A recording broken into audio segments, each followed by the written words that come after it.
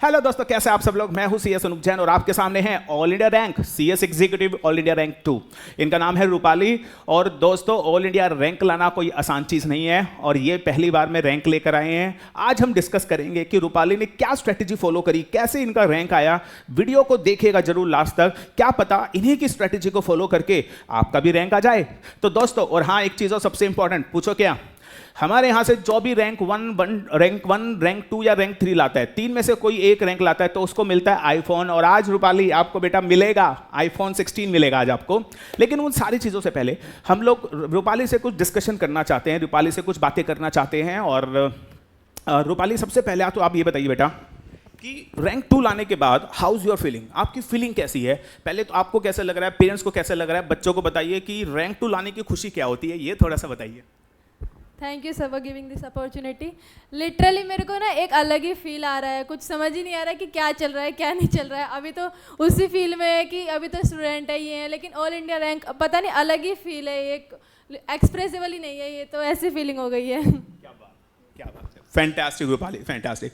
अच्छा बेटा, ये बताओ फिर आपने प्रिपरेशन कैसे करी, मतलब आप क्या देखते थे, क्लासेस कैसे करी, कहाँ से करी, और आपने क्या टेस्ट दिए, क्या क्या किया आपने, मतलब रेगुलर क्लास देखी, रिवीजन क्लास देखी, मतलब क्या किया आपने, बच्चों को थोड़ा सा इसके बारे में भी गाइड कीजिए। बेसिकली मैंने आपसे ही क्लासेस ली थी, रेगुलर बैच लिया था मैंने आपका। जैसे जैसे आपने मेरे को क्लास में पढ़ाया, मेरे सारे डाउट्स क्लियर होते गए, पूरी कंसेप्चुअल क्लैरिटी। लो सब्जेक्ट तो आपसे बेटर कोई पढ़ा ही नहीं सकता, ये तो सबको पता है। तो हम आपसे रेगुलर बैच ले लिया था मैंने, वो मेरा पूरा कवर किया था मैंने, एक भी क्लास स्किप नहीं की थी, पूरा कवर किया था मैंने टोटली, और आपकी गाइडेंस के साथ। उसके बाद आपने जो नोट्स बनवाए थे मैंने वो फॉलो किए हैं। उसके बाद रिवीजन बैच आप जो लेते हो यूट्यूब पे, डेफिनेटली हर बच्चे के लिए वरदान साबित होंगे अगर पास करना है तो। उसके बाद आप टेस्ट सीरीज कंडक्ट कराते हो, पूरे इंडिया को पता है ये बात तो। और वो टेस्ट सीरीज ना मैंने पूरी दी थी, एक भी टेस्ट स्किप नहीं किया था, हालांकि मेरी तबीयत भी खराब थी फिर भी मैंने दिया था। और वो ना मेरे को एक एक टेस्ट सीरीज चेक होके मिली है, तो उससे ना मेरे सबसे ज़्यादा हेल्प ये हुई है कि मेरे जो पहले मार्क्स आते थे ना 20, 30, वो मेरे 80 तक भी पहुंच गए थे एंड तक। तो test series is the best thing to have done in your career. अच्छा बेटा, ये बताओ, जो हम लोग अपने रेगुलर बैचेस में नोट्स बनवाते हैं, लिखवा के करवाते हैं, वो बच्चों को बताइए, क्या उस नोट्स से क्या बच्चों को कुछ फ़ायदा होता है? नोट से फ़ायदा नहीं होता, नोट से ही फ़ायदा होता है, ये बात है। एक्चुअली एग्ज़ाम सेंटर से ना आपने ना एक जो यूट्यूब पे आप नोट्स बनवाते हैं ना रिवीजन बैच में, बिल्कुल शॉर्ट वाले जो है वो ना एग्ज़ाम के एक दिन पहले, वो वरदान है। अगर उन्हें कर लिया ना तो समझो हो गया बेड़ा पार सबका नोट्स। और आप जो बोलते हो ना क्लास में कि किसी का मत लिखो, जो मैं लिखवा रहा हूँ अपने हाथ से लिखो, वो बेस्ट है। मैंने आपने जो क्लास में लिखवाया सारा अपने हाथ से लिखा है, तो याद भी होता लिखते लिखते, तो उससे ज़्यादा बेनिफिट्स होता है। सुन रहे हो तुम लोग, नोट्स जो मैं बताता हूँ ना तुम लोगों को, नोट्स लिखो। अच्छा रूपाली, कई बच्चे ना बोलते हैं कि राइटिंग प्रैक्टिस करो, राइटिंग प्रैक्टिस, कई टीचर्स भी बोल देते हैं राइटिंग प्रैक्टिस, लेकिन मैं हमेशा बोलता हूँ अच्छा बच्चे क्या करते हैं रूपाली कि ना राइटिंग प्रैक्टिस लास्ट के 1 महीने में करते हैं। अब बताओ लास्ट के 1 महीने में राइटिंग प्रैक्टिस कैसे हो पाएगी। इसलिए हम लोग क्या करते हैं कि साथ साथ हम राइटिंग करते हैं, मतलब हमने कौन सा पढ़ा हम उसके आंसर साथ साथ पूरे प्रॉपर एग्जॉस्टिव लिखवाते हैं, जिससे क्या होता है बच्चे की राइटिंग प्रैक्टिस साथ साथ चलती है। और आप रूपाली से पूछिए कि उससे रूपाली, मुझे लगता है जब आप पूरा लिखते हैं तो क्या उससे राइटिंग स्पीड में भी कुछ फर्क पड़ता है एग्जाम में, क्योंकि राइटिंग स्पीड बहुत मैटर करती है। और आप अगर रेगुलर लिख रहे हो ना, क्लास में नोट्स बना रहे हो, तो कॉन्सेप्ट क्लैरिटी के साथ साथ आपकी राइटिंग स्पीड भी मेंटेन होती है और मुझे लगता है बढ़ती है। आपका इसके ऊपर क्या? आपके जो क्लास टेस्ट थे ना वही बेस्ट थे। आप जैसे ही आपका कंसेप्ट खत्म हुआ, आपने बोला देख रहा हूँ क्वेश्चन सबका चेक करूँगा कल, आपने क्वेश्चन चेक किया तो वहाँ से ना पता चलता है कि हम ठीक जा रहे हैं कि नहीं जा रहे हैं।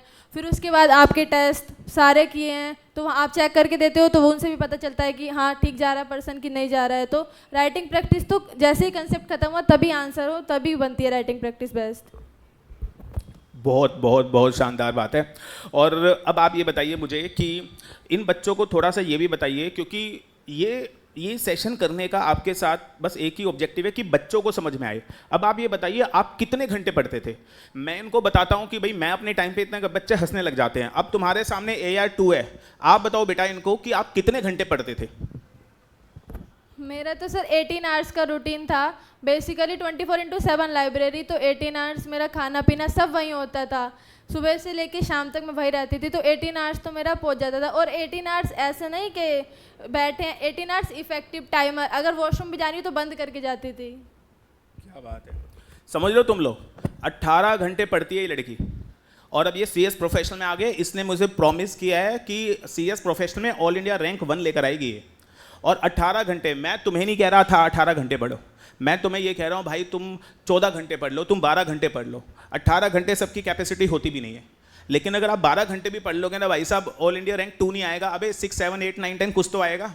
एक बार में अटैम्प्ट में क्लियर तो हो जाओगे। तो कम से कम 10-12 घंटे पढ़ने की तो आदत डालो। बहुत सारे बच्चे ऐसे हैं वो मजाक सोचते हैं, वो मतलब 3-4 घंटे पढ़ लिए और सोचते हैं हो गया।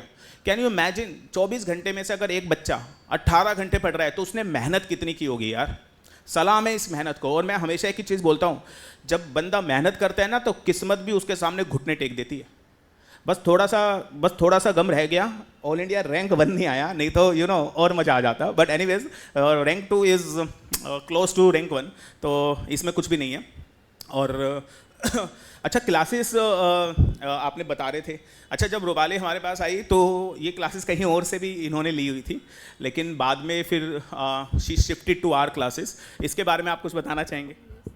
एक्चुअली मैंने किसी और इंस्टीट्यूट से ली थी क्लासेस, बट वहाँ पे ना वेस्ट हो गया सब कुछ, ना कंसेप्चुअल क्लैरिटी, ना राइटिंग प्रैक्टिस, ना टेस्ट सीरीज, कुछ था ही नहीं, सब वेस्ट हो गया।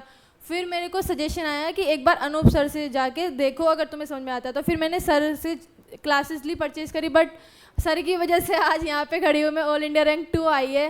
सर ने जो कंसेप्चुअल क्लैरिटी कराई है क्लास में, टेस्ट सीरीज और सारा पूरा क्लियर कंसेप्ट होते हैं। लो सब्जेक्ट तो कोई नहीं पढ़ा सकता इनसे बेटर, ये बात तो फिक्स है। Thank you so much.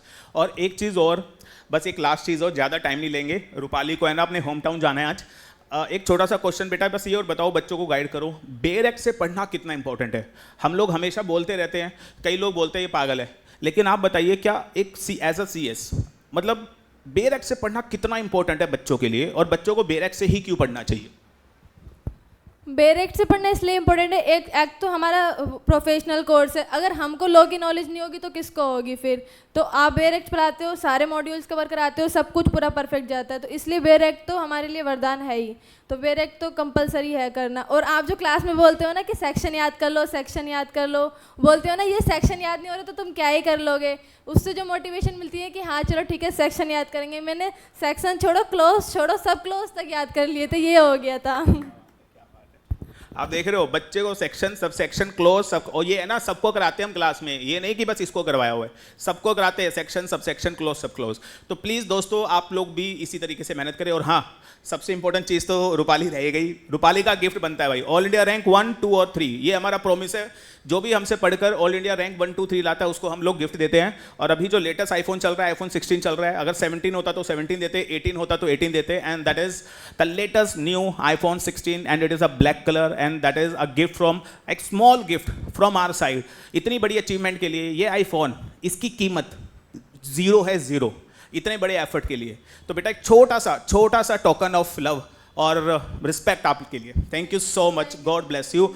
और ये प्रॉमिस करके जा रही है, और मैं एक प्रॉमिस कर रहा हूँ आप सब लोगों के सामने, सुन लो, ये ऑल इंडिया रैंक 1 लाएगी, CS प्रोफेशनल में लाएगी, और CS प्रोफेशनल का गिफ्ट अभी बता रहा हूँ 1 लाख कैश है, 1 लाख नगद इनाम मिलेगा आपको। लेकिन आपको ऑल इंडिया रैंक 2 नहीं चाहिए, मेरे को 1 चाहिए, ठीक है बेटा? गॉड ब्लेस यू, भगवान आपको बहुत ऊंचाइयों तक पहुंचाए। Thank you so much, God bless you all.